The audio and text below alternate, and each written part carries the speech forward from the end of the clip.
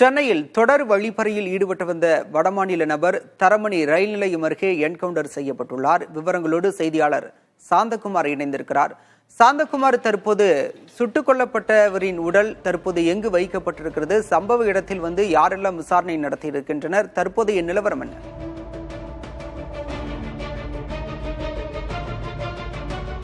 பாலசுப்ரமணியம் நேற்றைய தினம் அடையாறு காவல் மாவட்டத்தில் 8 இடங்களில் செயின் பறிப்பு சம்பவம் அரங்கேறியது. குறிப்பாக சைதாப்பேட்டை, வேளச்சேரி, திருவான்மையூர் உள்ளிட்ட பல்வேறு பகுதிகளில் பெண்களிடம் செயின் பறிப்பு சம்பவம் அரங்கேறியது.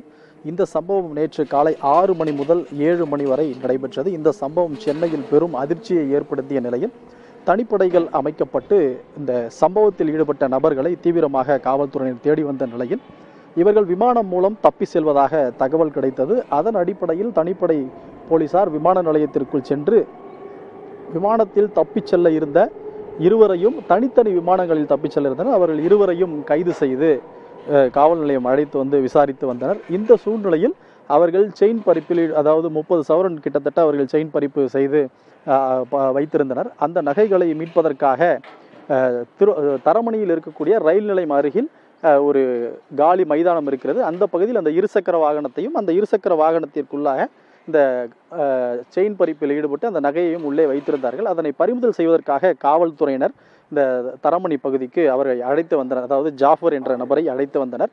இந்த ஜாஃபர் உள்ளே இருந்து நகைகளை எடுத்து காவல்துறையினருக்கு கொடுப்பதற்கு பதிலாக உள்ளே ஒரு கை துப்பாக்கி இருந்தது. அந்த துப்பாக்கியை எடுத்து திருவான்மையூர் சட்டம் ஒழுங்கு ஆய்வாளர் புகாரியை நோக்கி 2 ரவுண்டு சுற்றிருக்கிறார். இதில் அவர் வந்த வாகனம் சேதமடைந்தது. அவர் அதிர்ஷ்டவசமாக அவர் உயிர் தப்பினார். தற்காத்துக் கொள்வதற்காக புகாரி அவர்கள் அந்த ஜாஃபர் என்ற நபரை நெஞ்சில் சுட்டதில் அவர் சம்பவ இடத்திலேயே சுருண்டு விழுந்து உயிரிழந்தார். என்கவுண்டர் செய்து கொல்லப்பட்டனர். இந்த நிலையில் அந்த வாகனம் இருக்கக்கூடிய இடத்தை நமது ஒளிப்பதிவாளர் ஜோஸ்வா அவர்கள் காண்பித்துக் கொண்டிருக்கிறார்.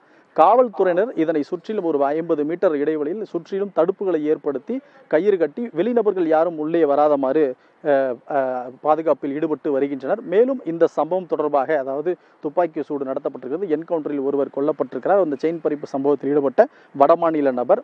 இது தொடர்பாக மேஜிஸ்ட்ரேட் என்கொயரி நடத்தப்பட உள்ளது. அதாவது ஆய்வாளர் புகாரி தரமணி காவல் நிலையத்தில் ஒரு புகார் ஒன்றை கொடுத்திருக்கிறார். அதாவது நகைகளை பறிமுதல் செய்ய வந்தபோது இந்த நபர் துப்பாக்கியால் சுட்டதாகவும் தற்காப்புக்காக அவரை எதிர் தாக்குதல் நடத்தும் போது அவர் உயிரிழந்த தொடர்பாக புகார் அளித்திருக்கிறார். இந்த புகாரின் அடிப்படையில் வழக்கு பதிவு செய்யப்பட்டு அடுத்த கட்ட நடவடிக்கையில் காவல்துறையினர் முன்னெடுத்திருக்கிறார்கள். மேலும் இவர் சுட்டுக் கொல்லப்பட்ட நபர் மீட்கப்பட்டு அவரது உடல் பிரேத பரிசோதனைக்காக ராயப்பேட்டை அரசு மருத்துவமனையில் வைக்கப்பட்டிருக்கிறது.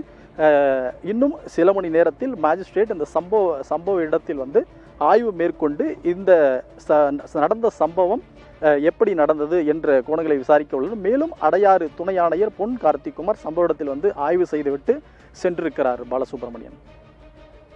சாந்தகுமார், சென்னை மாநகர காவல் ஆணையராக அருண் பொறுப்பேற்ற பிறகு இது 4வது என்கவுண்டர். இந்த என்கவுண்டர் தொடர்பாக காவல்துறை தரப்புல என்ன விளக்கம் கொடுக்கப்பட்டிருக்கு? அதே நேரம் இந்த தொடர் வழிப்பறி சம்பவத்தில் கைது செய்யப்பட்ட மற்ற எஞ்சிய இருவரின் நிலை தற்போது என்ன?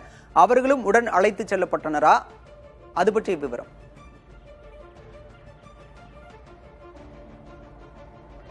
குறிப்பாக இந்த தொடர் செயின் பறிப்பு சம்பவத்தில் 3 நபர்கள் கைது செய்யப்பட்டனர். கைது செய்யப்பட்ட நபர்கள் 3 பேரும் மும்பையைச் சேர்ந்த ஈரானிய கொள்ளையர்கள் என்று அழைக்கப்படக்கூடிய கொள்ளையர்கள். இவர்கள் தொடர்ச்சியாக செயின் பறிப்பில் மட்டும் ஈடுபடுவார்கள். அதாவது தொடர்ச்சியாக செயின் பறிப்பில் ஈடுபட்டுவிட்டு இங்கிருந்து விமானம் மூலமாக தப்பி அவர்களது சொந்த ஊரில் சென்று பதுங்கி விடுவார்கள். இதுதான் இவர்களுடைய குற்ற சம்பவத்தை அரங்கேற்றமுடைய முறை.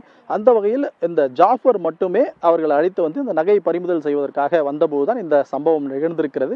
மேலும் இருவரை காவல் நிலையத்தில் வைத்து விசாரணை செய்து வருகின்றனர். மேலும் இவர்கள் வேறு எங்காவது இது போன்ற செயின் பறிப்பு சம்பவங்களில் ஈடுபட்டார்களா, இவர்கள் வேறு யாருடனெல்லாம் தொடர்பில் இருக்கிறார்கள், இவர்களுக்கு மூளையாக செயல்பட்டது யார் என்ற பல்வேறு விவரங்களை காவல்துறையினர் சேகரித்து வருகின்றனர். பாலசுப்ரமணியன்.